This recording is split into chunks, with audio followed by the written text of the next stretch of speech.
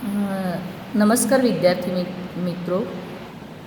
कक्षा 9 में पाठ 2 न्याय मंत्री सुदर्शन, उसमें जो आधा पाठ बाकी है वह हम आगे कंटिन्यू करेंगे। सम्राट अशोक ने अपने राज्य में ब्राह्मण देवता को बुलाया और कहा कि मैं आपको अवसर देना चाहता हूँ, आप तैयार हो। और न्याय मंत्री ने कहा कि जी आपकी इच्छा है तो मैं तैयार हूँ। और सम्राट ने अपने हाथ में से जो राज मुद्रा यानी राज्य की निशानी वाली जो एक मुद्रा थी तो वह निशानी के रूप में दे दी। अब शिशुपाल न्याय मंत्री थे, उन्होंने राज्य की समूची व्यवस्था करना आरंभ कर दिया। उनके सुप्रबंध से राज्य में पूरी तरह शांति रहने लगी।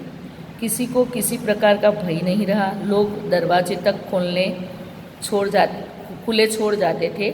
चारों तरफ न्याय मंत्री के सुप्रबंध यानी अच्छी व्यवस्था की धूम मच गई। धूम मच जाना यानी बहुत ही अच्छी तरह से सभी जगह एक अच्छी व्यवस्था का प्रसिद्ध होना, अच्छी व्यवस्था फैल गई, प्रसिद्ध हो गई। लगभग 1 महीने बाद किसी ने रात में एक पहरेदार की हत्या कर दी। सुबह होते ही यह बात चारों तरफ फैल गई। बड़े हैरान थे लोग। शिशुपाल को तो नींद उड़ गई। नींद उड़ जाना यानी बहुत ही चिंतित होना, बहुत ही चिंता करना। उन्होंने खाना पीना छोड़कर अपराधी का पता यानी जानकारी लगाने में रात दिन एक कर दिए। रात दिन एक करना मुहावरा है, यानी बहुत ही मेहनत करना।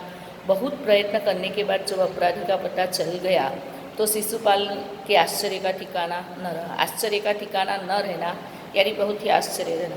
स्वयं यानी खुद सम्राट ने अशोक पहरेदार की हत्या की थी। यानी जो 1 महीने के बाद जब अपराधी का पता चला ना, तब शिशुपाल को समझ में आया कि वह तो खुद सम्राट ही है, उन्होंने हत्या की। तो उनको बहुत ही उसे अपराधी घोषित करना बहुत ही कठिन काम था, लेकिन शिशुपाल ने वो करके बताया।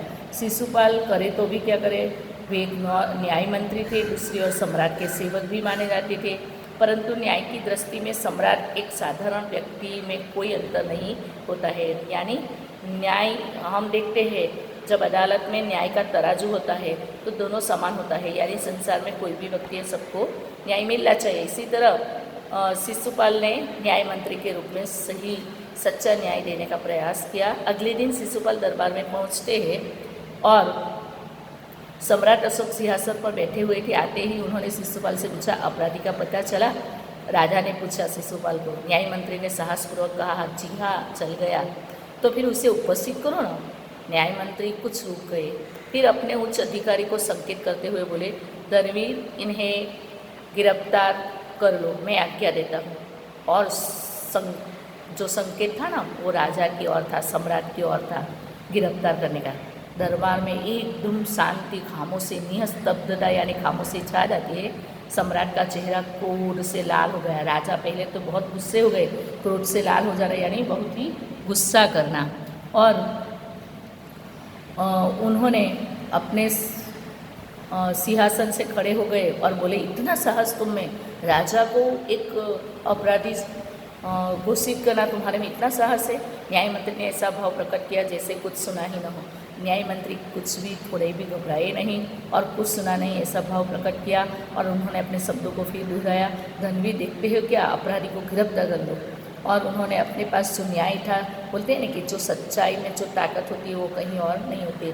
इसी तरह धनवीर जो उनका सैनिक है उसको वापस सूचना दी कि तुम गिरफ्तार, उसको पकड़ क्यों नहीं लेते, उसको हथकड़ी पहना दो। और दूसरे ही क्षण सम्राट के हाथ में हथकड़ी पड़ गई।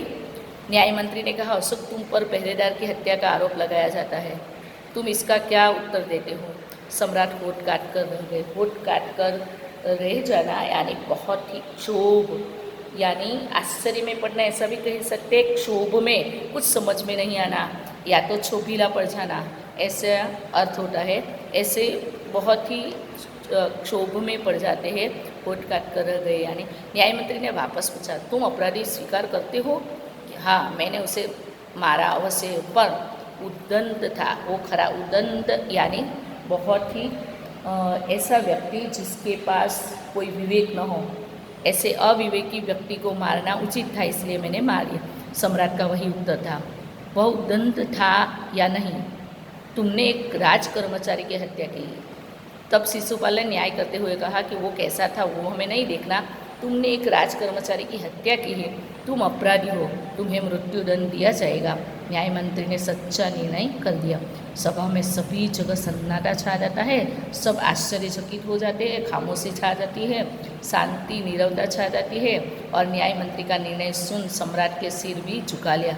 सम्राट ने देखा कि सही रूप में मैंने राज्य में एक सही न्याय मंत्री मैंने उस राज्य में चुन लिया है। वे तो स्वयं शिशुपाल की परीक्षा में सफल हुए। सम्राट का हृदय ऐसे व्यक्ति को पाकर गदगद हो गया और अपने राज्य में ऐसे न्यायपूर्ण व्यक्ति का होना सम्राट के लिए बहुत ही अच्छी बात थी, बहुत ही एक सदनसीब कहे उसे। तो गदगद यानी भाव विभोर हुए। तभी न्याय मंत्री का संकेत पाकर कर्मचारी सम्राट अशोक की सोने की मूर्ति लेकर उपस्थित हो जाते हैं। फिर माना जाता है कि उन्होंने बताया, न्याय मंत्री ने यानी शिशुपाल ने, कि सज्जनों सुनो, जो यह सच है कि अपराधी को दंड मिलना ही चाहिए, परंतु अपराधी कोई नहीं स्वयं सम्राट है, तो शास्त्रों में राजा को ईश्वर का रूप माना गया है, इसलिए इसे ईश्वर ही दंड दे सकता है, मैं नहीं दे सकता। अतएव मैं आज्ञा देता हूँ कि सम्राट को चेतावनी देकर छोड़ दिया जाए और उनके स्थान पर उसकी सोने की मूर्ति को फांसी पर लटका दिया जाए, जिससे लोगों को शिक्षा मिले। न्याय मंत्री का न्याय सुनकर लोग जय जयकार उठते हैं, जय जयकार कर उठते हैं। जब सब लोग चले गए तो शिशुपाल ने राजमुद्रा सम्राट अशोक के सामने रख दी और बोले, महाराज यह राजमुद्रा वापस लो, मुझसे यह बोझ नहीं उठाया। फिर शिशुपाल ने राजा को कहा कि जब राजा को सामने राजा को ही अपराधी